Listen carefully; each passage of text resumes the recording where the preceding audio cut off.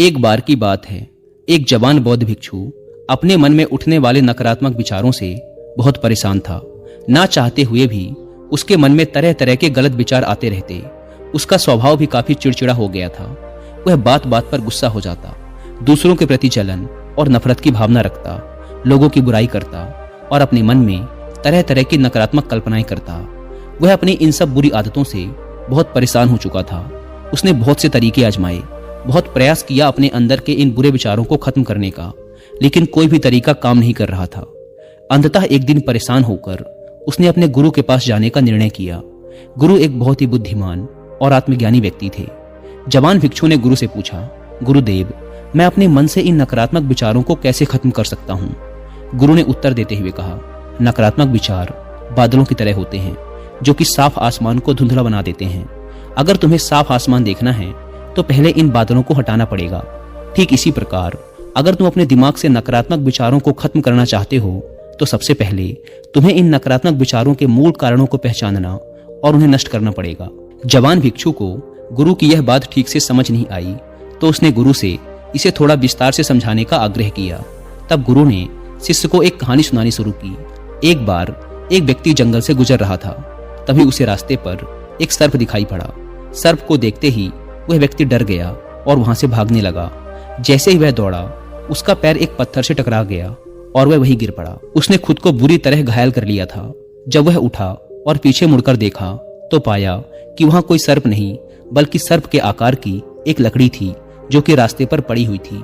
यह देखकर उस व्यक्ति को महसूस हुआ कि उसे नुकसान पहुंचाने का कारण वह सर्प नहीं बल्कि उसके खुद के अंदर बैठा डर और नकारात्मक विचार हैं जिसने उसे घायल कर दिया। कहानी खत्म करते हुए गुरु ने उस जवान भिक्षु से कहा, मन के नकारात्मक विचार इस कहानी के सर्प की भांति हैं जो तुम्हारी परेशानी का मूल कारण नहीं है बल्कि तुम्हारी समस्या का मूल कारण तुम्हारे अंदर बैठा डर, हीन भावनाएं और अतीत के बुरे अनुभव हैं जो कि नकारात्मक विचार, गुस्सा और द्वेष के रूप में बाहर आते हैं। इसीलिए अगर तुम्हें अपने मन से नकारात्मक विचारों को खत्म करना है तो इसके मूल कारण को पहचान कर उसे नष्ट करना होगा। अब हम इस कहानी को अपने जीवन में कैसे लागू कर सकते हैं, इसके लिए कुछ प्रैक्टिकल टिप्स हैं। पहला, माइंडफुलनेस यानी जागरूकता का अभ्यास करो। अपने विचारों और भावनाओं के प्रति जागरूक रहो। देखो कि आपके भीतर क्या चल रहा है, आप अपने आसपास की घटनाओं पर क्या प्रतिक्रिया देते हैं। साथ ही मन में उठने वाले हर नकारात्मक विचार के कारण का पता लगाने का प्रयास करो। दूसरा, अपने अतीत की बुरी यादों, बुरी घटनाओं और बुरे अनुभवों को स्वीकार करो और खुद को व दूसरों को माफ कर दो। तीसरा, आभारी रहो। अपने जीवन के सकारात्मक पक्ष पर अपना ध्यान केंद्रित करो और आपके पास जो कुछ भी है उसके लिए इस ब्रह्मांड का आभार व्यक्त करो। आभार व्यक्त करना हमारे नजरिए को सकारात्मक बनाता है और हमारे अंदर से नकारात्मक भावनाओं को खत्म करता है।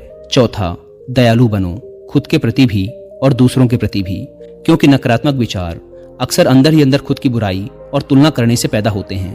अपने अंदर दया भावना रखकर हम ज्यादा सकारात्मक और संतुष्ट जीवन जी सकते हैं। संक्षिप्त में ये कहानी हमें सिखाती है कि नकारात्मक विचार हमारी परेशानी का मूल कारण नहीं है। असल समस्या तो हमारे भीतर गहराई में छुपी हुई है।